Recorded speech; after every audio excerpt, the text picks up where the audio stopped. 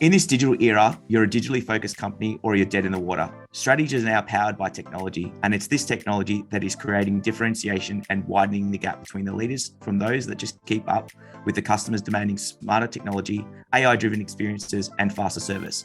What does transformation look like in the next 5 to 10 years?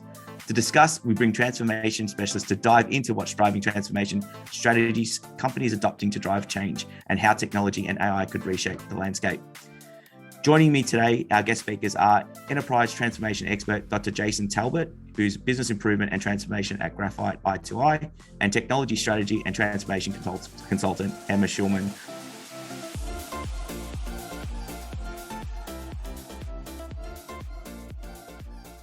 Welcome, Dr. Jason, and welcome, Emma. If you don't mind giving us a bit of an introduction into each of you, we'll start with you, please, Jason. Yeah, sure. Thanks. Great to be here. So you said I'm Jason Talbot. I'm the work at Graphite i2i, which is a boutique consulting firm that specialises in helping clients, particularly in the areas of governance, strategy, and corporate finance, and dealing with complex and uncertain times and helping them navigate through those and transform their businesses to adapt to more modern times. Previously, I've been at places like Ernst & Young, PwC, both in Australia and in the UK. Awesome. Emma? So my background is education, and I work predominantly with CT's education clients. I was a teacher for a long time and a director of teaching and learning, and helped the schools that I was in develop out technology to support their educational vision. And so that's still what I'm doing. With CT, I figure out how technology can support what it is that they want to do, the outcomes that they're trying to achieve in the schools, and make sure the change management, implementation, and so on is easy.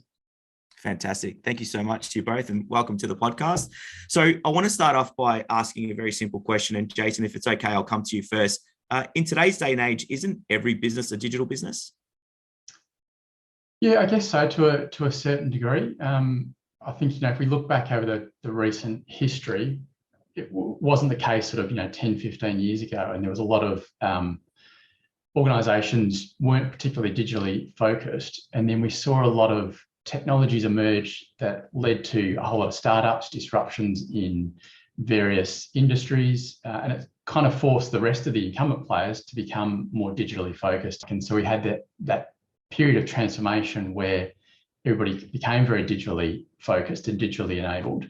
And it was also driven by, I guess, consumer demand too. Consumers are expecting a lot more from organisations these days. And I know, Emma, this is something that you're quite passionate about, right? Because you feel that term digital transformation may be a little more on the redundant side now as a result of that.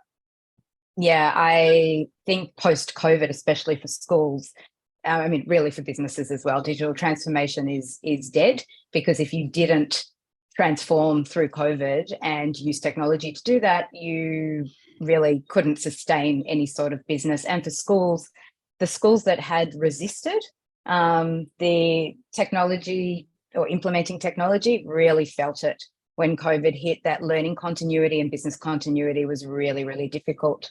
Great.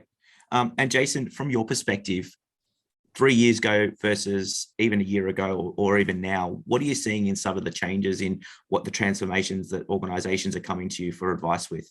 I think now that we've got to that phase of organisations being digitally enabled and having gone through that transformation, we're now getting back into that more, digital is more about the organisational effectiveness side of it. And organisations need to then think, how do we leverage that into our strategy and look bigger picture and get our sustainable competitive advantage? So yeah, a few years ago, pre-COVID, it was probably still in that using digital as your strategy and the transformation. That's got sped up over the last few years. And we're now moving into a phase of, okay, we actually need to think bigger picture strategically, and the digital side of it becomes more of an enabler for that strategy as opposed to being a strategy of its in and of itself. Yeah. And for either the B2B or even the B2C, the consumer side of things, Can you give us some tangible examples of what some of those end outcomes would look like for the end customers? And specifically here, I suppose I don't want necessarily this to be your example, but where I see some major digital disruption that's happened is certainly in the banking sector. So, you know, a much more richer experience on the app on your phone, as opposed to, you know, moving people away from the shop or the bank. Can you give us some other examples that you've seen that might be might have been noticed or not as noticed in market? Yeah, and I think the financial services sector is a really great one. And I think they're still in that phase of transitioning. So the bigger banks obviously take a lot longer to transition to technology than some of the smaller startups. And they've got an enormous network of bricks and mortar branches. They're trying to work through how does that work and what does that look like. And I think that's a great example of, you know, where technology is very much in your face and how does that look.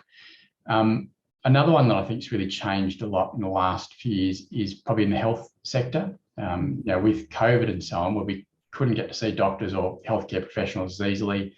We saw the emergence of telehealth, kind of yet to be seen what that looks like going forward. I think it'll probably have less of a lasting impact because we still like to have that personal contact with the doctor or the healthcare professional. But where we'll see it is in the diagnostics and the data analysis and so on that supports what the doctor does and how they care for patients and how they treat patients. Yeah. And Emma, from your perspective on the education side? Schools have come typically from a low maturity base in terms of tech. They've always been quite good at strategy, but have not factored necessarily technology into it. Or as Jason explained, it became technology was the strategy. And now again, we've moved past that. The schools are slowly starting to move from being reactive to being really well planned in terms of how technology is used or implemented to support their strategies. And especially, it still is reactive though. It's in response to a lot of the different, I mean, technology moves at such a pace and suddenly it's thrown, like we've seen with AI, you know, into the school arena, and then they have to respond in a way. So I don't know. I don't know that it's as clear cut the impact as you see in the corporate world.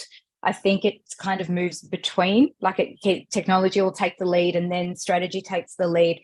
The only consensus in the school arena or in education arena is that pedagogy always has to lead technology. So it's a much clearer focus in the actual classroom that we don't let technology be the catalyst or the thing that is leading how we teach or how people learn. We decide how we believe people should be learning or students should be learning and what our philosophy is around teaching, and then we set technology up to support that.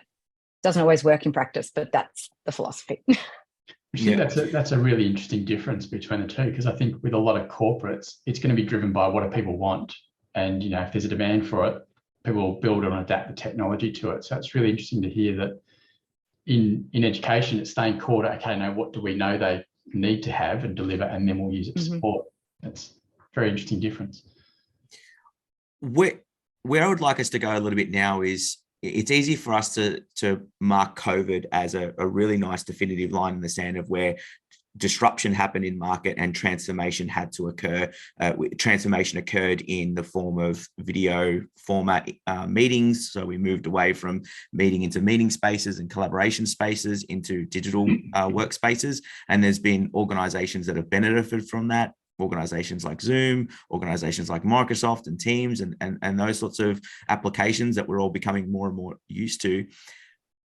What I'd like to understand is, from your perspective, what have been some of the other external factors? And I'll speak from experience right now, and it's been a topic that we've covered in the podcast before, is the people element. So there's been a massive resourcing crisis that's, you know, gripped the world in every single industry, has been disrupted. So as a result of that, speaking from CT's perspective, we're looking at ways that we can make ourselves more effective and more efficient using, you know, the technologies and off-the-shelf solutions that automate some of the processes that we've got, therefore making our staff more efficient and more effective, therefore requiring less of them to be able to produce the same or if not more output.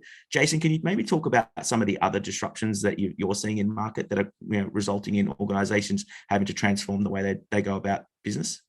Yeah, sure. I think, as you said, the automation and efficiency side is one of it. I think the consumer demand side of it too, that we've becoming much more in need of instant responses, ease of access to various technologies and products and services and so on. So the demand from consumers is there to say, we want things better and faster and more efficiently. So organisations are having to adapt to meet that demand and develop technologies.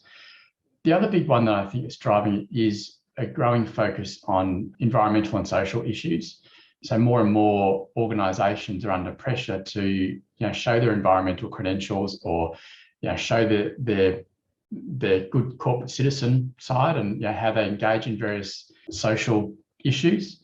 And that's causing them to have to adapt and change and therefore develop technologies as part of that, as enabling that change in that strategy. One of the things that's happened concurrently with COVID, so if we think about COVID as the catalyst for the major transformation, has been the development of the systems that schools use, especially creating much easier access to analytics, to actual data and evidence. That's what the platforms are doing now, these new solutions. So you can actually see an issue. You can actually then see whether your intervention is working. You can understand students in a deeper way and be able to personalize learning for them. I think the other big catalyst in schools has been the wellbeing crisis or the mental health crisis. So, and I know it's not just schools, it's also obviously just society full stop, but kids can't mask their distress as easily as adults sometimes can. How do you change when there's an expectation? There is no such thing as hybrid work for teachers. How do you support people to get that? I never call it work-life balance, it's work-life integration, because everybody has a different ratio of what works for them. But how do you give them some of that? And technology is doing some of that, the way that you set up classrooms. We found kids also, some of them work better when they're at home for a period of time and have that autonomy. They can work online. How do you start leveraging all of those things? But yeah, it's been well-being, teachers leaving the profession, but then also the ability to actually visualize data in a meaningful way, in an easy way, have been the other catalysts. So one of the areas where I think a lot of organizations, chief operating officers, chief financial officers, or business managers, if you're in education, one of the things that they'd be looking at is technology is underpinning much of the transformation that's occurring. Jason, what are some of the tangible bits of advice that you could give an organization or a school who's maybe looking at making an investment into an area that's going to transform a process or the way they go about business? What are some of the metrics they can look at to be able to measure the ROI? Because some of these investments in technology can be, in the hundreds of thousands. For you or I or the organizations that we run, that might be a small amount of money, or it could be a very large amount of money. So what are some of the metrics that they could use to help measure those ROI? Yeah, look, I think it's going to really depend on the organisation, but I think what they need to do is take that step back and not think about implementing a technology solution because it sounds really good and exciting, but being really clear about what their strategy is and what their purpose is, and therefore think about, well, how does that technology solution support that strategy and help them achieve what they're trying to achieve. And if they can get really clear about that, then they can be really clear about what their objective is and what they're trying to achieve, and then that becomes the metric. Often you see organisations that implement some sort of technology solution in the hope that it's going to reduce their workforce or make things more efficient or reduce time to do things and so on. Focus on those, and that can often then lead to it's not the right metric for them to look at, because they don't always achieve those, because other things in the business take over and sort of swamp what the technology might have achieved. So I think they've really got to be more focused on what's the strategy and what's the outcome they're trying to achieve, and measure those. Are there any areas where you think that if they were agreed that they needed to make this investment, they'd gone through the process to say, we're not just buying the next big thing. So we've agreed that we need to be able to either move something to the cloud, or we were agreeing that we're moving to a completely new ERP platform or something like that might change the way they go about it. Is there Is there some metrics that you could suggest? Is there a time frame? Is it something that's measured in 3 years, 5 years? I'd love to be able to understand sort of in your experience when you're taking an organization through this process, what are some of the areas that you're giving them? Yeah, look, it's a good question. It really depends on what the transformation is and what they're trying to do. Some things you'll see some fairly immediate wins, but I think they've got to look for more the medium, longer term outputs and outcomes of those. Often the impact of the technology, you spend a lot of money up front and you don't necessarily see a whole lot on day one. It takes time for it to flow through. So again, I think it's just about what is that medium-term objective. So to go back to the financial services example we were talking about before, if you look at a home loan application, if you went back, I don't know, a few years ago, it probably took a week or so to get through all the paperwork and so on. Banks are now trying to shorten that down because people want more instant response and instant access. So for them, the key measure would be how long does it take to complete a home loan application and how effective is that? But also for the bank's point of view, are we seeing an increase in risky loans or bad decisions being made or that type of thing? So they need to kind of measure both. The timing side of it, they'd be able to measure fairly quickly, but the riskiness side of it will be something that they'll measure over the longer term. Beautiful. Thank you so much. Now, Emma, I've got a very specific question for you here, because if it's one thing schools are very progressive in is in the area of education and keeping up with the times there. Where I feel they're a little less progressive in is the adoption and use of technology, and where it's forced, like in the event of COVID, you can have dramatic leaps. But if it's an area of experience I've had over the last sort of 12 months, teachers can be a little bit more resistant to some of the change. So how do you bring a school along and the not only the education cohort, but the staff that make up the school along for that journey and make sure that they're getting the adoption and the uptake of some of these big programs of work the school would be investing in? So in this way, I think it could be easier in schools in some ways than in very big, complex corporates. What you have to do is you have to bring everybody on the journey. So there has to be opportunity for people to feel like they've been consulted, even if they didn't get to make the final decision.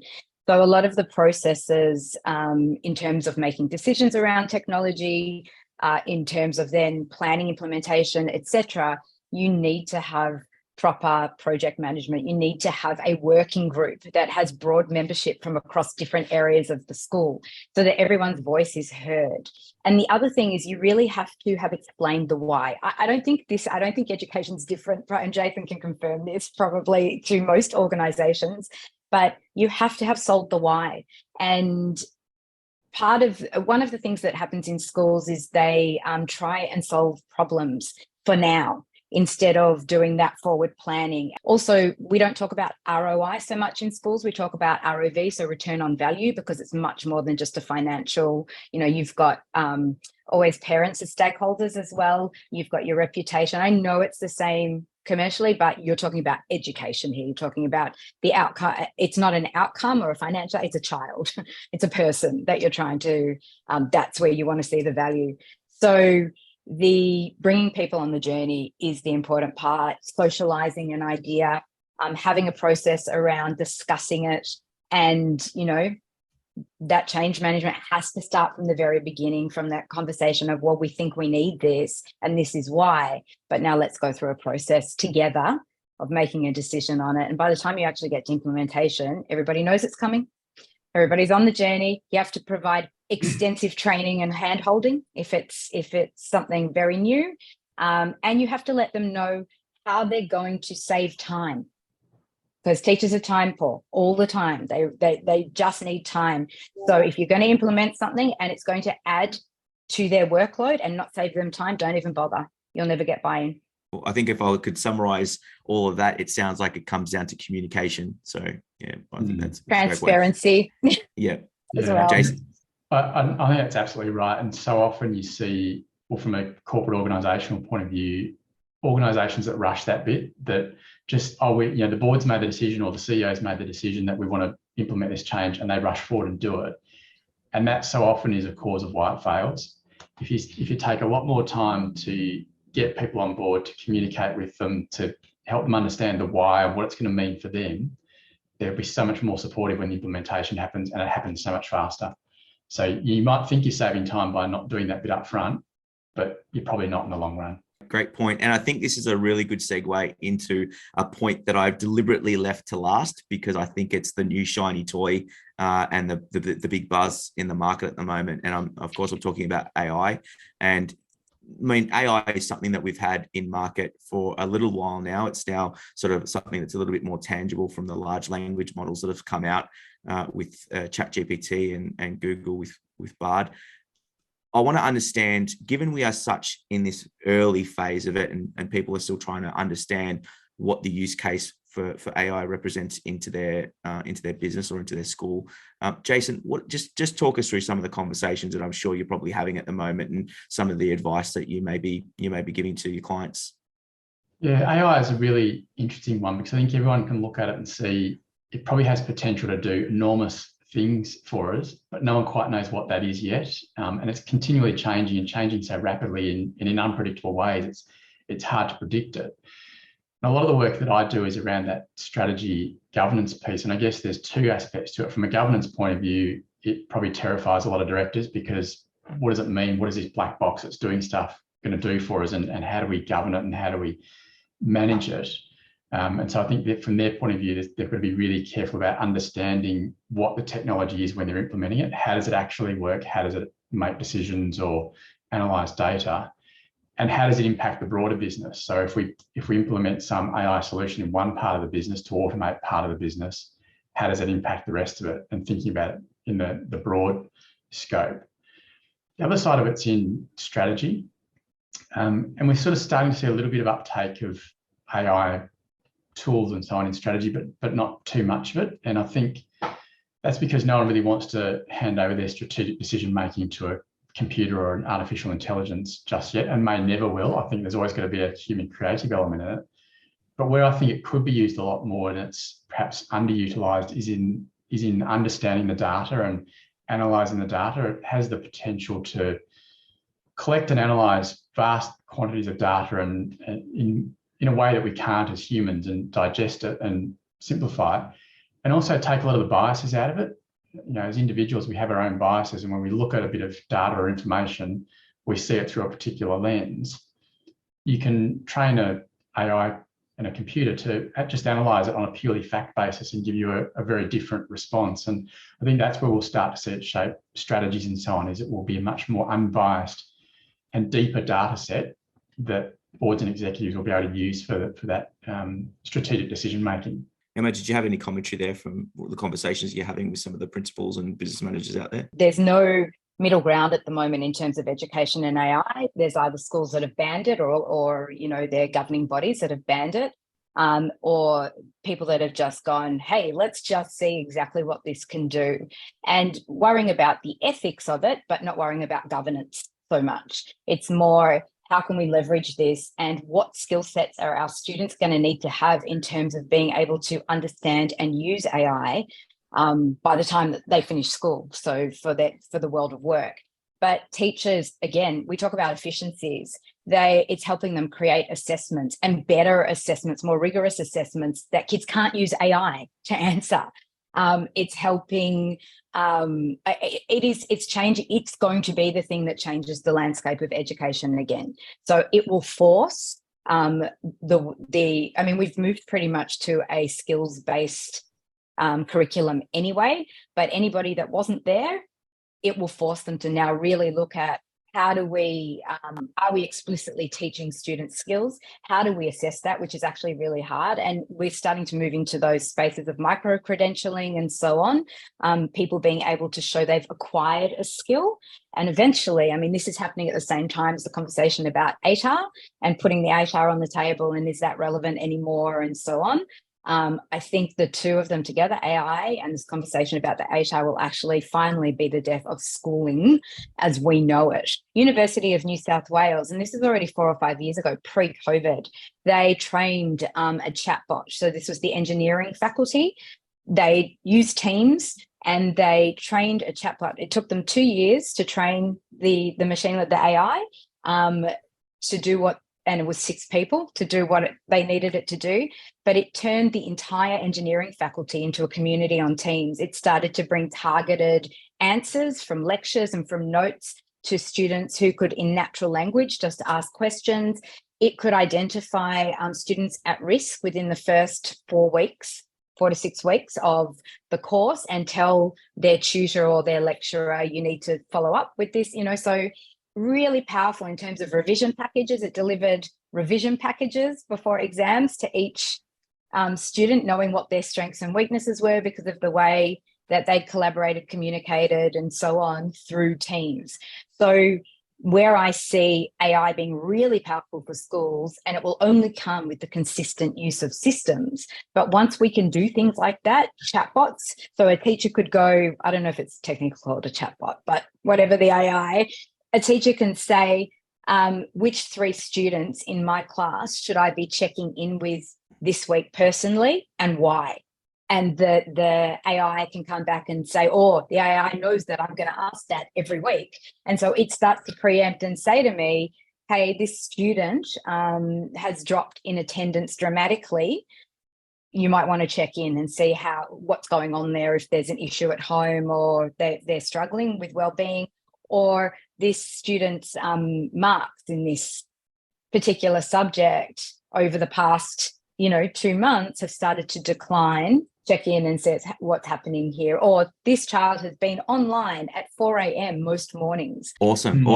I think that's a really good summary, Emma, for us to see what maybe education will look like over the next sort of few years.